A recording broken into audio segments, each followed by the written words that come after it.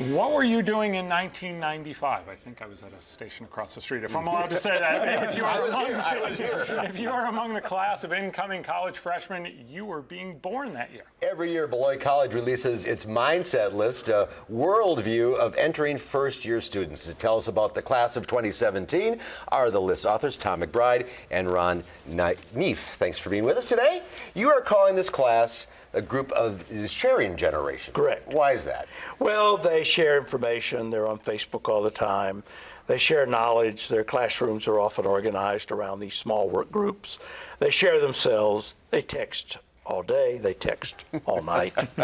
Okay, they're very much into sharing transportation now. It appears as though they're not as smitten with the individual ownership of cars as much as previous generations, and they seem to have a sort of shared idea of national identity. It's a much more sort of multicultural notion of national identity. So we put it all together, and we think that they're doing what our parents told us to do when we were 5 years old. Share. So they will share of themselves, but are they sharing with their greater community? Is it sharing in the philanthropic sense as well?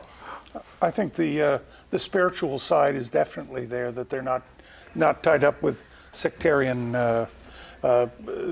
churches as they once were. They're more spiritual, meditating, and that leads to the service end of things. All right, let's get to the list. What are some of the highlights this year? My favorite is that while they were crawling on the rug, the TV screen was crawling at the bottom.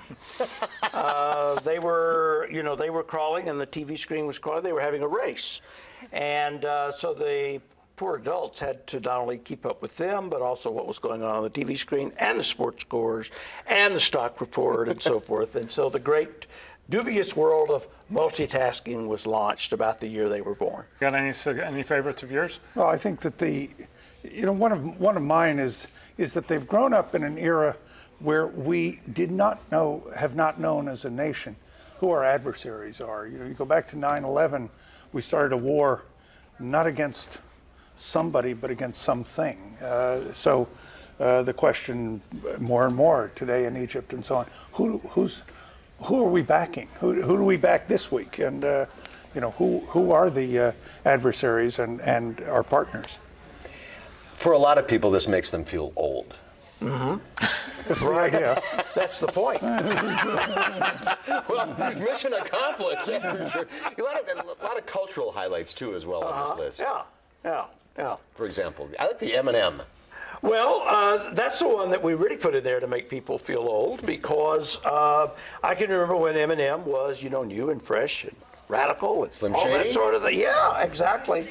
Well, he's so old now he could be at freshman orientation with his son or daughter.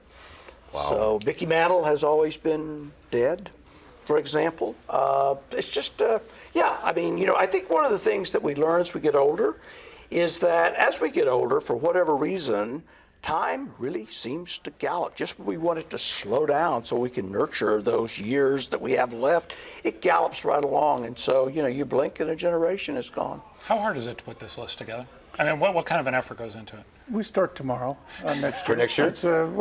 It's a concentrated period around the 4 months before it comes out, but we get hundreds of suggestions from parents and from young people they talk about the mindset moments, those moments when a parent says, go find such and such. It's bigger than a bread box, and they get the blank stare.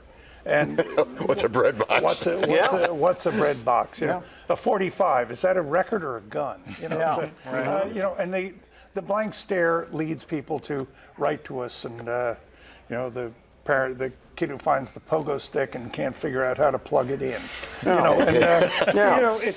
And those things. And you tell them it's wireless. Always thought-provoking, always fun. Gentlemen, thanks for being with us. Thanks very much. See you next year. Yeah, definitely. Right. All right. Thank you.